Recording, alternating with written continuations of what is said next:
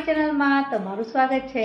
આજે બનાવીશું રાંધણ છઠના દિવસે બનાવી અને તમે સાતમના દિવસે ઠંડા ખાઈ શકો એવા ઘાર વડા એટલે કે ખાટા વડાની રેસીપી।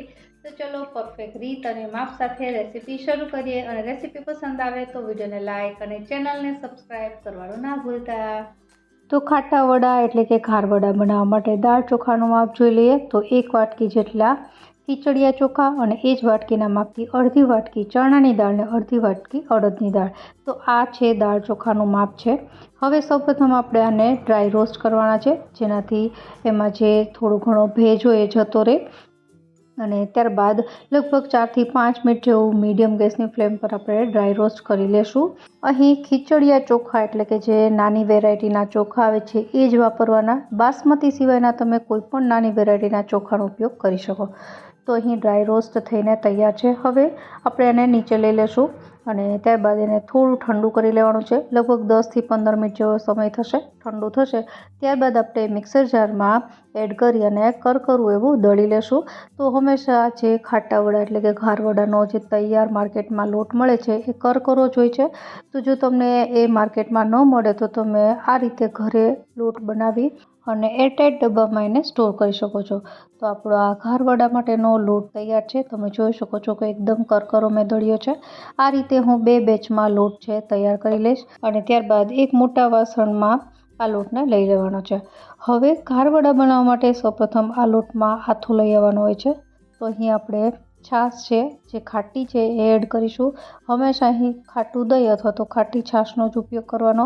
અને છાશ કેટલી ઉમેરવાની છે તો જે આપણો લોટ છે એક વખત સારી રીતે મિક્સ થઈ જાય એટલી જ છાશ ઉમેરવાની છે, વધારે નથી ઉમેરવાની। આનું જે બેટર છે એકદમ કઠણ હોય છે, જે રીતે તમે લોટ બાંધી શકો એ રીતનું।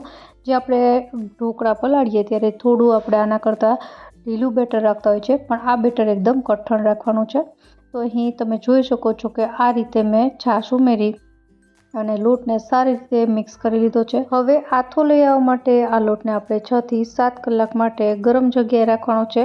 તો હું અત્યારે આને સાઈડમાં રાખી દઈશ અને આપણે 6 થી 7 કલાક પછી ચેક કરીશું। તો 6 થી 7 કલાક પછી તમે જોઈ શકો છો કે લોટ છે એનું ટેક્સચર એમનેમ કઠણ જ છે। હું તમને ચમચાની મદદથી બતાવું આથો આવ્યો છે કે નહીં। તો તમે જોઈ શકો છો કે અંદર જાળી પડી છે, એનો મતલબ કે આથો આવી ગયો છે। આ બેટર છે એ ઢોકળા જેટલું ઢીલું ન હોવાથી ડબલ થઈને ફૂલતું નથી, આ રીતે અંદર જ જાળી પડી જાય છે। અને ઘાર વડા એટલે કે ખાટા વડાનું બેટર આ રીતનું જ બનાવવાનું છે। હવે મસાલા કરીએ તો સૌપ્રથમ અહીં અડધો કપ જેટલી ઝીણી સમારેલી મેથી, ત્યારબાદ અડધો કપ જેટલી ઝીણી સમારેલી કોથમીર અને અહીં 3 ટેબલ સ્પૂન જેટલી તીખા આદુ મરચાંની પેસ્ટ। આનું જે પ્રમાણ છે એ વધારે રાખવાનું, આનો સ્વાદ છે એ ખાટા વડામાં સારો આવતો હોય છે। ત્યારબાદ 1/4 ટીસ્પૂન જેટલી હિંગ, હાફ ટીસ્પૂન જેટલી હળદર, ત્યારબાદ સ્વાદ પ્રમાણે મીઠું। અને ઘાર વડા એટલે કે ખાટા વડામાં સફેદ તલ અચૂકથી ઉમેરવા, જે મેં અહીં 3 થી 4 ટેબલ સ્પૂન જેટલા ઉમેર્યા છે। અને ત્યારબાદ હાફ ટીસ્પૂન જેટલો અજમો। અજમાનું પ્રમાણ ઓછું રાખવું, નહીંતર અજમાનો સ્વાદ છે એ બીજા બધા સ્વાદ કરતાં વધારે આવશે તો ખાવામાં સારું નહીં લાગે। હવે આ બધી જ વસ્તુ ઉમેરાઈ ગઈ છે, તો આપણે સારી રીતે એને મિક્સ કરી લેશું। અને મેં અહીં એને હાથેથી જ મિક્સ કર્યો છે અને તમે જોઈ શકો છો કે આ જે લોટ એ રીતનો બંધાણો છે કે હાથમાં લઈને તમે કોઈ પણ શેપ એને આપી શકો। તો બસ આપણું આ ઘાર વડા માટેનું બેટર તૈયાર છે। સૌથી છેલ્લે હાફ ટીસ્પૂન જેટલો બેકિંગ સોડા અને 1 ટેબલ સ્પૂન જેટલું ગરમ તેલ। આ ગરમ તેલ એડ કરવાથી ઘાર વડામાં અંદર જાળી સરસ પડે છે।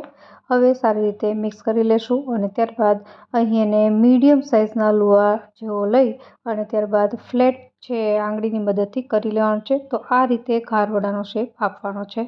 આ એક રીત હાથેથી કરવાની છે અને એક બીજી રીત છે જે કપડા ઉપર થાય છે। તો એની માટે મેં અહીં કોટનનું કપડું છે એને ભીનું કરી લીધું છે અને એને આપણે આવી રીતે પાથરી દઈશું અને ત્યારબાદ એક વાટકામાં પાણી લેશું અને પાણીવાળો હાથ કરી અને જે ઘાર વડાનું બેટર તૈયાર કર્યું છે એમાંથી થોડા થોડા લુઆ છે આ રીતે આપણે મૂકી દઈશું।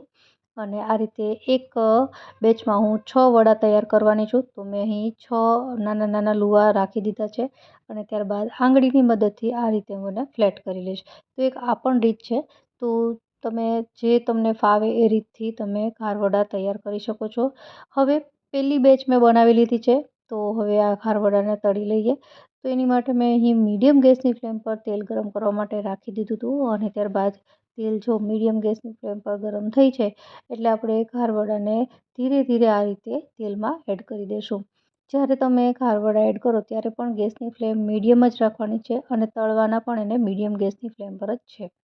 તો આ રીતે હું પેલી બેચ જ્યાં સુધી તળાય છે ત્યાં સુધીમાં હું બીજા ખારવડાની બેચ છે એ પણ હું તૈયાર કરી લઈશ. અને થોડા તેલમાં સેટ થઈ જાય અને ગોલ્ડન બ્રાઉન જેવા થવા લાગે એટલે ઝારાની મદદથી આપણે એને પલટાવી અને બંને સાઈડ છે ગોલ્ડન બ્રાઉન જેવા તળી લેશું.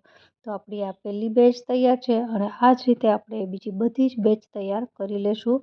તો આપણા સાતમમાં તમે ઠંડા ખાઈ શકો એવા ખારવડા તૈયાર છે, જેને મેં અહીં લીલી ચટણી સાથે સર્વ કર્યા છે. ખજૂર આંબલીની મીઠી ચટણી સાથે પણ આ સારા લાગે છે. આશા રાખું એકદમ સરળતાથી બની જતા આ ખાટા વડા એટલે કે ખારવડાની રેસીપી તમને જરૂરથી પસંદ આવી હશે. ફરી મળીએ નવી રેસીપી સાથે. ત્યાં સુધી બાય.